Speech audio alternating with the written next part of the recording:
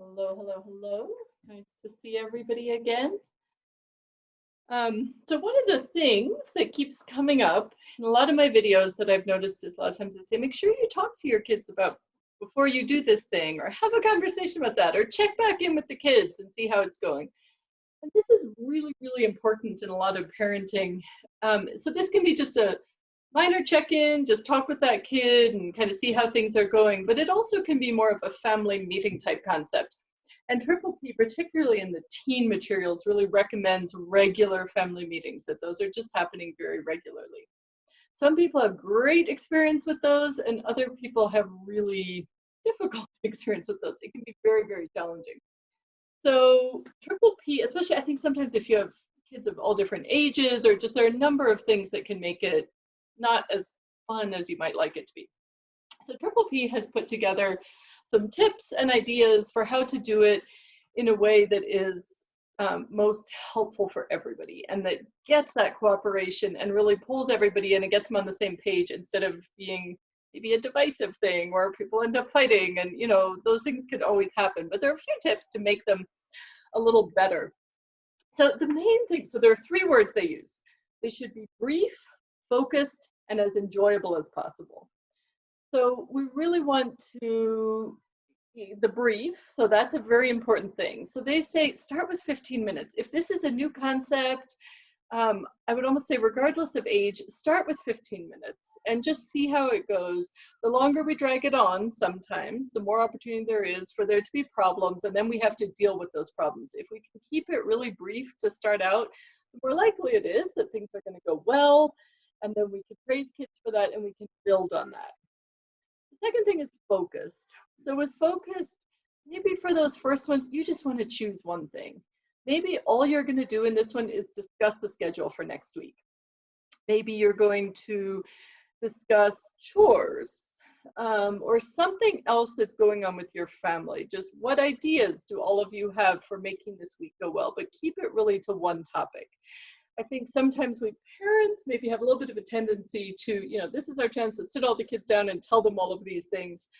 And especially starting out, or if things haven't been going well, we don't want to do that. We want to really stick to one topic. And then as enjoyable as possible. A couple, all of this is supposed to lend itself to that, but really by keeping it brief and focused, hopefully it'll be more enjoyable.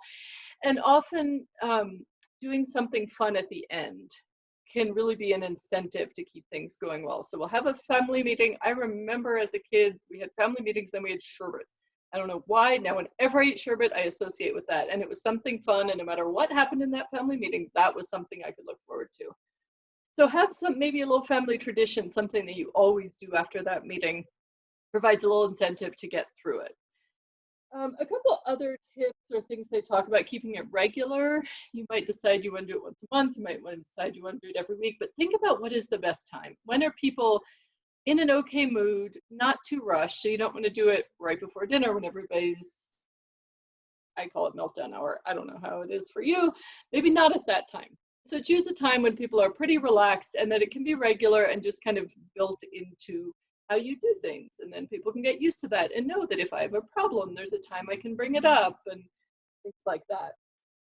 Keeping it comfortable, away from other distractions. That can be a great time to say, phones stay in this box over here, TV goes off. It's only for whatever amount of time, and then we'll do something fun afterwards. So removing those distractions.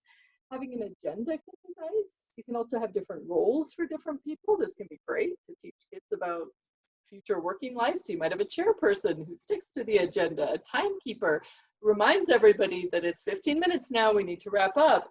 You might have somebody who takes notes. There are a lot of different ways you can do this, really get creative with it, but that can give kids a huge sense of empowerment to know that I'm the chairperson this week, and they might overuse their power one week and learn for the next time, but it can be really good life experience too. If things are not going well, Triple P says if any one person makes multiple hostile comments, is rude, is mean, after 3 of those, they say just stop the meeting, have a separate talk with the person who's having the problem, and then have the meeting later. If that person can join and act more respectfully, great. If not, they might sit out one, but maybe not working it all out. You know, kind of try those 3 times in the meeting to work through it. And if that doesn't work, just call off the meeting, have a separate conversation, and deal with that later. And we have all kinds of help with, you know, if you're having those kinds of struggles where somebody just isn't able to participate with the rest of the family and something like that, let us know and we can totally work on a plan for that, because that can definitely be a thing. And something else I forgot to mention earlier is just to agree on the rules. So that can also be part of that. You know, if everybody is up, so your first meeting actually can be, what are our rules? How do we want these things to look? Everybody speaks respectfully, listen when it's your turn. What are some other ideas they have here? Use an inside voice. If you're getting upset, you're free to leave. You know, what are the things that will work for your family that will make it go smoothly? What are things that are important to you that you really want your children to understand? Then I already mentioned doing something fun afterwards. So those are just a few tips that might kind of that might help you to think about what's going to be most helpful for you. So if this is something you're interested in, I encourage you to take a few minutes right now. Write down your ideas. What did I think would be a good time for doing this? What are some rules that are important to me that I might want to talk about and discuss? What would be some agenda items? And if I have 10, what's my most important one? And maybe you don't want to start with the most difficult thing, the biggest problem you're having. Maybe start with something that's a little easier for everybody to talk about as you get in the habit. So start to do some of that planning and think through what's important to you, when you might do this, and then set yourself a date. Say, I'm going to Sunday evening at 7 o'clock, we are going to have this meeting, or whatever that looks like for you, however you plan to do that. Make a commitment to that, write it down, try it out. And the next week, think about what went well and what would I like to do differently for next time. So I really hope that can work for some of you guys. Let us know.